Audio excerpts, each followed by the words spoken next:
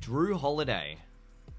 What can I say? 26 points, 11 rebounds, 3 assists, 1 steal and a block.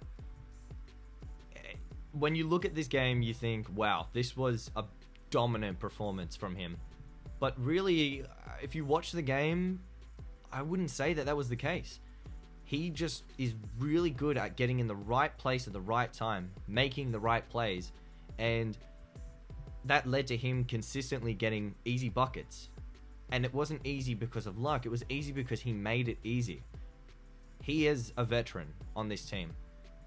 Him joining the Boston Celtics might be one of those pieces, one of those acquirements that gave them the edge in this series.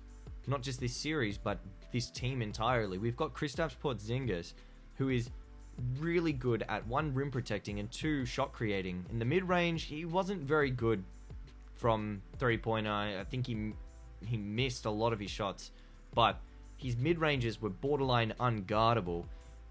If they had Maxi Kleber on him a fair bit, and he would turn around and just shoot over him like he was a guard. Like, there's not much you can do. But back to Drew Holiday, we expect this from him.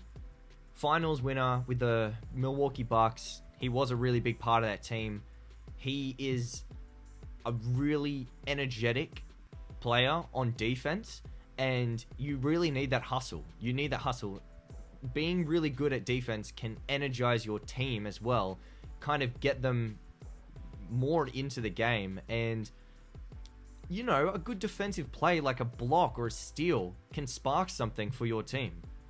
Light a little fire under them, you know, get them going.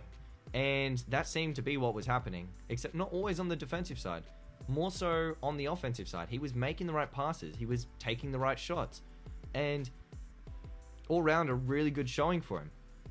I think he's not going to perform the same for the rest of the series. I think it was a bit of an outlier in this game, but I think we can expect the same level of production in moderation, just a smaller amount.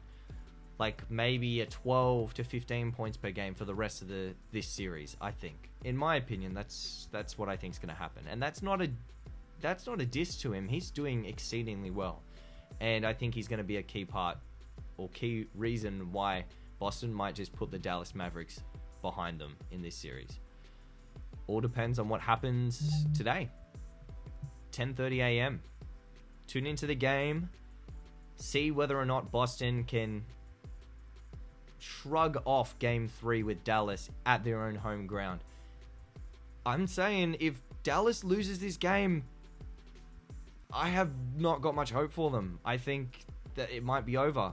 It almost certainly will be, considering no team's ever come back from 3-0.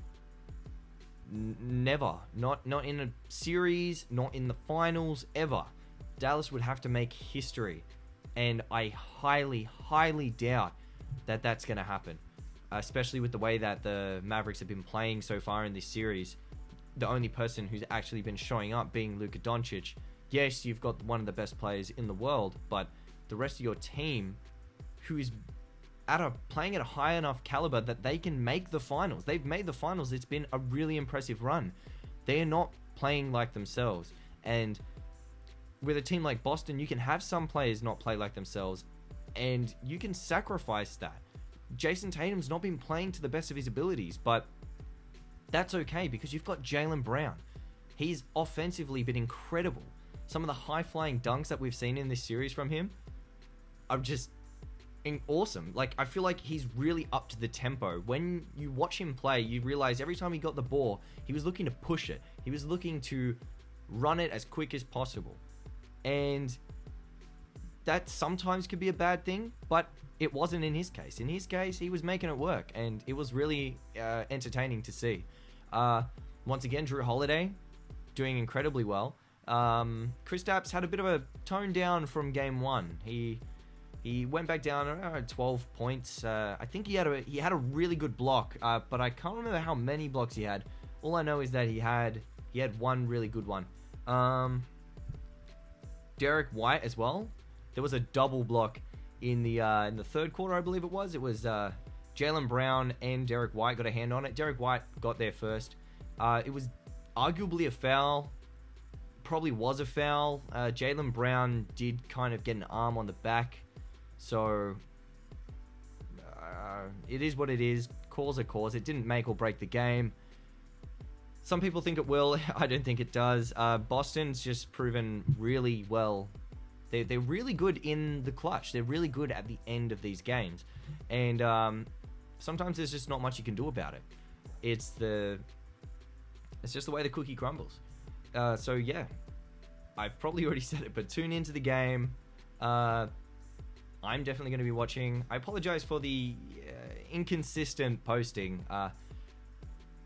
I'm still new to this, and I'm pretty lazy, so I kind of just let the 2 days go by and didn't record anything. I already had the notes down, but yeah.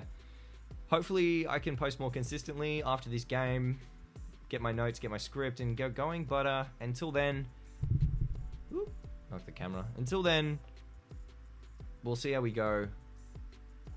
I'm looking to have a good one. I hope you have a good one. We'll see you in the next one. Peace.